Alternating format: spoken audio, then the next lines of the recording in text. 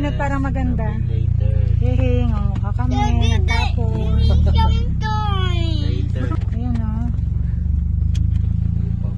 May kompleto yung laruan eh. Kiyan, tulungan mo.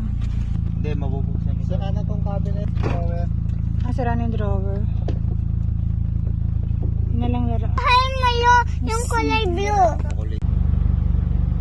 Nagkagutom. Laruan pang baby. Napulot natin. Lilinisin na nga lang. Sayang, wala din natin nakita yung bubong nung ano. Yan ang pulot po namin. Yan. Isa pa yung aming napulot. Malapit sa work ni Daddy. Reclining po yan. Reclining chair. Ganda pa niyan. Ang laki.